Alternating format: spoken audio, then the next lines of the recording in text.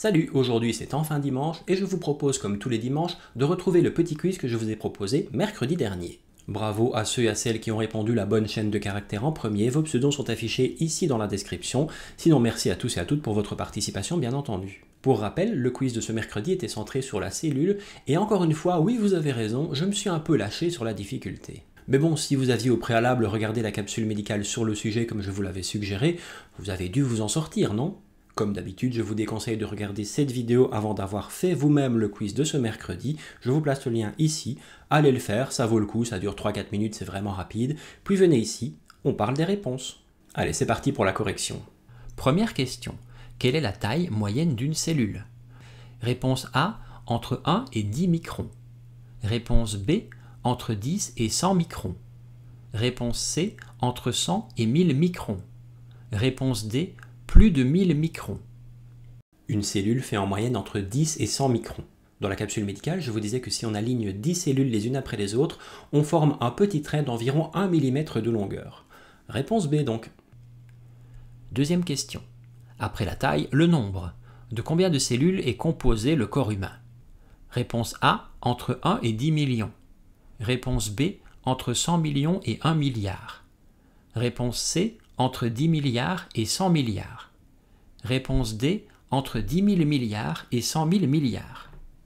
Réponse D, bien entendu. Le corps humain est composé d'entre 10 000 milliards et 100 000 milliards de cellules. Et toutes ces cellules travaillent ensemble pour un objectif commun, la vie. Troisième question. Si on déplie totalement une molécule d'ADN, quelle longueur peut-on atteindre? Réponse A, 1 mm. Réponse B, 1 cm. Réponse C, 10 cm. Réponse D, 1 mètre ou plus.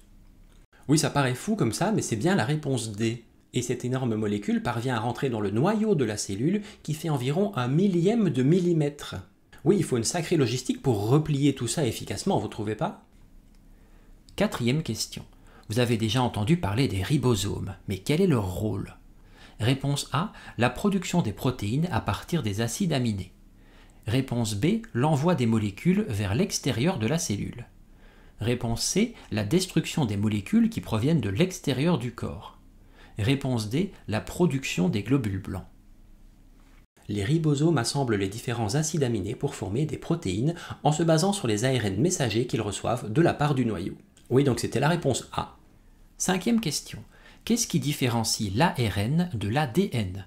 Réponse A, la guanine est remplacée par de la cytosine. Réponse B, la thymine est remplacée par de l'uracile. Réponse C, la cytosine est remplacée par de l'uracile. Réponse D, l'uracile est remplacé par de la guanine. C'était un peu chaud ça, non? Ben oui, désolé, il fallait bien une question un peu plus difficile pour vous départager. Et c'était bien la réponse B, c'est la thymine qui est remplacée par de l'uracile. Alors ça a donné quoi pour vous? La bonne chaîne de caractères, c'était donc bien BDDAB. Bravo à ceux et celles qui ont donné la bonne chaîne de caractères en premier. Pour rappel, vos pseudos sont affichés ici dans la description. Sinon, merci à tous et à toutes pour votre participation. Ne vous inquiétez pas, vous aurez une autre chance mercredi prochain avec un nouveau quiz médical. Merci à tous et à toutes une nouvelle fois pour votre participation. On se retrouve mercredi prochain pour un nouveau quiz et sinon dès demain pour une prochaine capsule quotidienne. Allez, bon dimanche. Salut.